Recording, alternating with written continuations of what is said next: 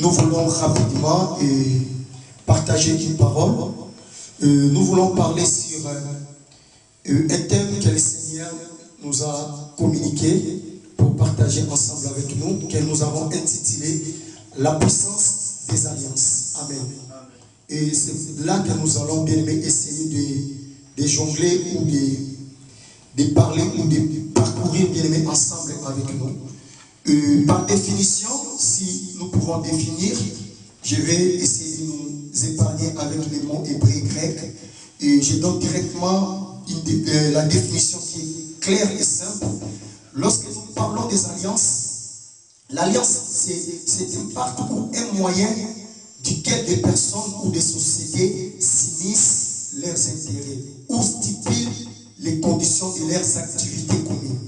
Et je répète, c'est un pacte au moyen duquel des personnes ou des sociétés s'unissent ou unissent leurs intérêts ou stipulent leurs conditions de leurs activités communes.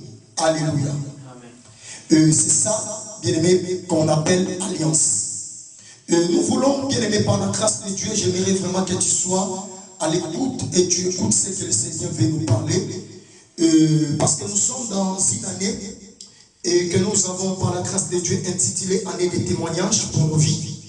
Bien aimé, nous sommes tout au long de cette année, comme j'avais dit autrefois, nous allons toujours nous partager la parole qui va nous aider, bien aimé, afin que ces témoignages deviennent réels, palpables, visibles dans nos vies. Que cela ne reste pas dans les paroles et que cela ne reste pas seulement dans les écrits et que cela ne reste pas seulement un thème que l'Église avait donné pour l'année 2021, mais que cela se concrétise et que cela devienne vie et cela devienne notre partage et notre héritage par la grâce de l'Éternel.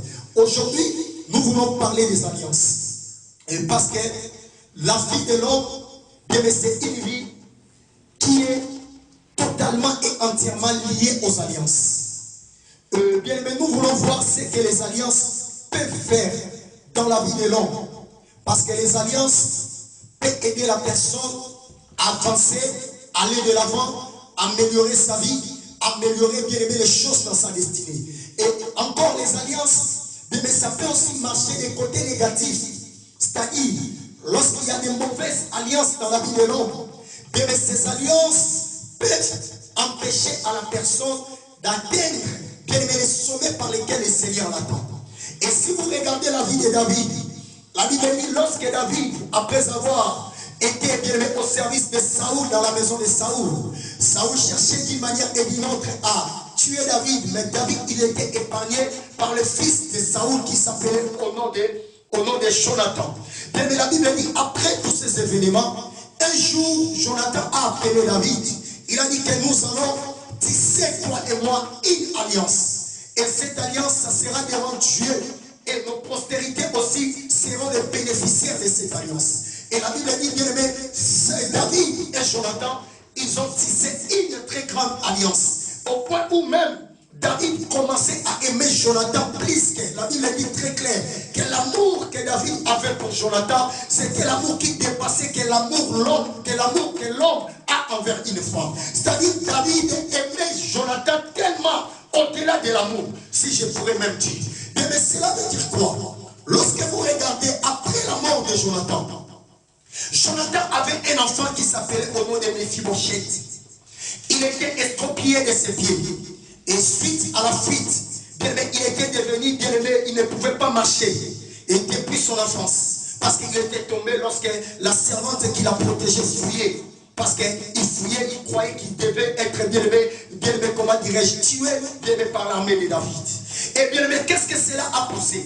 La Bible dit, lorsque maintenant David a pris le trône en Israël, il est maintenant devenu roi dans tout Israël.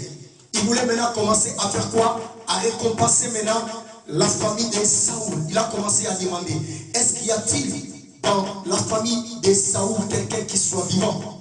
On a dit qu'il y a un homme, il y a un enfant, et qui s'appelle au nom de Mephibosheth, mais qui n'est pas ici, qui est quelque part à l'Odibar. Et je suis en train d'introduire le message pour te faire voir ce qu'une alliance peut faire. Une alliance peut aider non seulement ta vie, mais l'alliance est tissée, l'alliance a des objectifs, bien aimé, qui est positif. Bien aimé, ça peut être au bénéfice même de ta progéniture. C'est ça qui était le cas pour Mephibosheth. Mephibosheth, il n'a pas directement fait alliance avec David. Même son père qui était l'ami de David, mais qui avait tissé une alliance avec David. Et bien aimé, cette alliance est demeurée jusqu'à ce que, bien aimé, cette alliance a permis à Mephibosheth de retrouver, de vivre et d'occuper, bien aimé, les bénédictions que David allait remettre, bien aimé, à la famille de Saoul.